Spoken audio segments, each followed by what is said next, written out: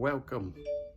Yes, welcome to another episode of The Relationship Theory. Here we take difficult emotions in and we talk them out like they are a regular conversation. This afternoon, fear versus faith. I want to have a conversation about fear versus faith, and I want to introduce an interesting thing here.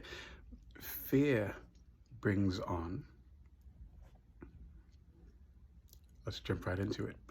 Fear brings on various emotions. Faith brings on various emotions. Both fear and faith are fuel for the execution of your desires. The only question is, which do you prefer to use as fuel?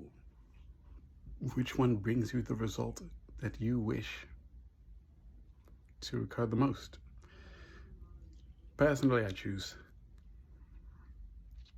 well, I think we would all agree that faith is the better option. But let's go into a little bit of why it's fear versus faith and not some other opponent. Because this isn't a question of whether fear is stronger than faith or faith is the opponent against the home base champions. Fear here, right? Correct? So here, fear is a very interesting thing. I was drawing a diagram for myself to view a certain thing. I noticed that when you have a desire, what you're doing with the desire, what needs to happen with this desire is, excuse me, that's the cat sneezing. What you do with the desire is feel it. Now, as living human beings in these bodies, what our bodies do is remain as a container for emotion. Desire is one of those emotions. When you feel desire, you're filling the human body with that emotion. In order for one person to have any one thing that they want in this life, what one must do is fill themselves with something. Desire is the word for that something.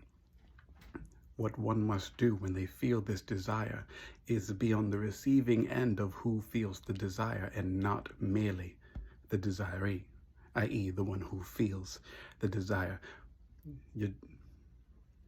All right? Are we following? Your job when you feel any emotion is to perceive it and understand it as desire. That is not your only job. Your next job is to be the one who receives the better end, the finalized end of that feeling. That is how you materialize emotion into physical. That is how you materialize the spiritual into the material. This is how this is done.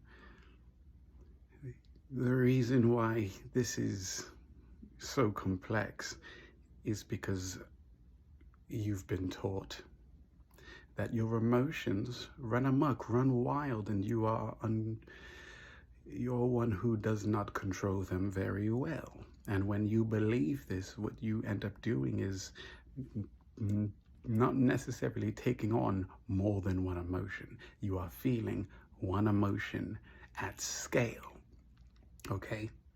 If you were to be in control, however, of this feeling at scale, you could use your human body to feel the immensity, to feel the scale, feel through time the scale.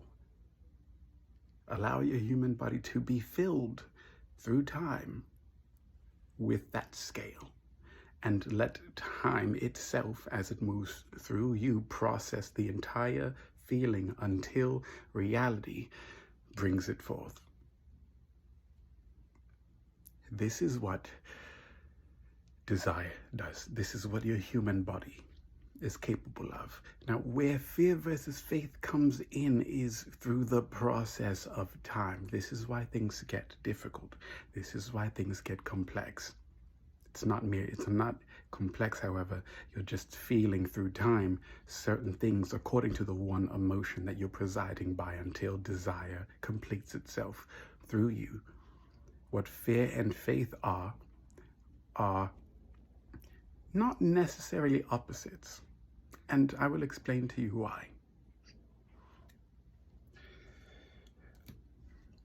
Because fear, when it comes to desire, is a counterpart, as though you were looking in a mirror.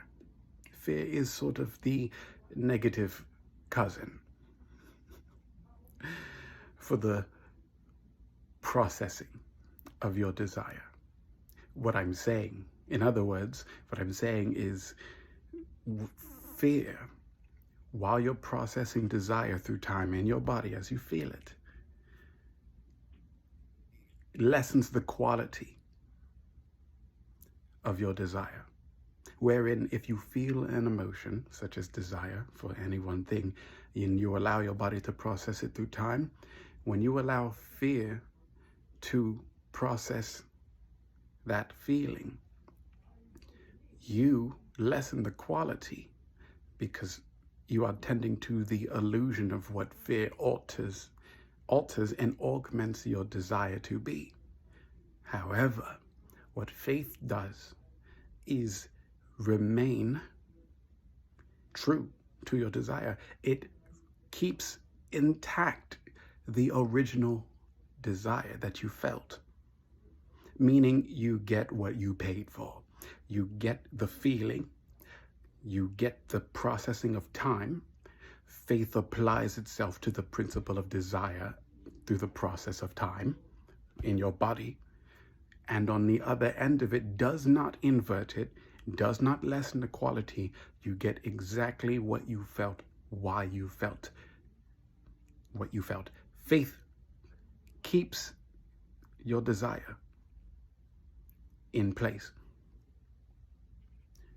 So it's not a religious thing. It is a concept. It's a principle that holds itself in the middle of your processing your desire. The reason why faith is pushed so much is because faith in itself is a practice that meets itself once you become more aware of your desires and what faith is at the cornerstone of desire. So you will realize at a certain point you have faith in the feelings that you have. This is where meditation and grounding comes from, because at a certain point you will realize, well, not every feeling needs to be acted on. Sometimes I just want to understand myself, and sometimes the faith one has in themselves is in processing their true feelings about something.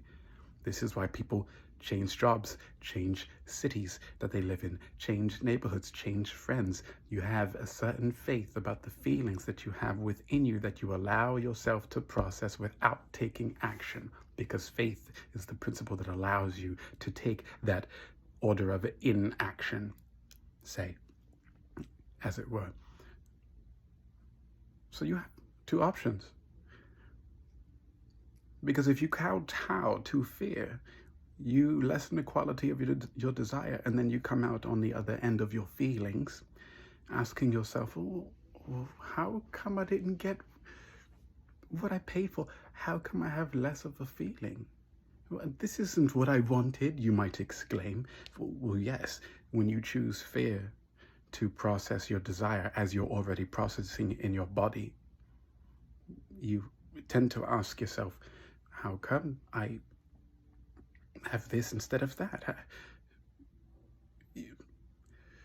What faith does, however, it doesn't have you ask that question. You don't ask yourself, how come it's not what I wanted? This isn't what I wanted. This isn't what I ordered. Faith doesn't allow you to ask that question. When you are unaware of the feelings and emotions that you process in your body, you might have the tendency to act out a character that plays its part in suggesting that it's okay to feel like you don't have what you want. We don't always get what you want. No, you always get what you want.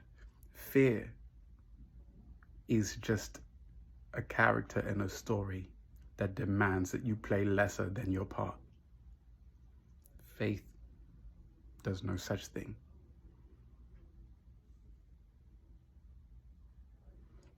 That's fear versus faith, everyone. So the next time you have a desire and you want to have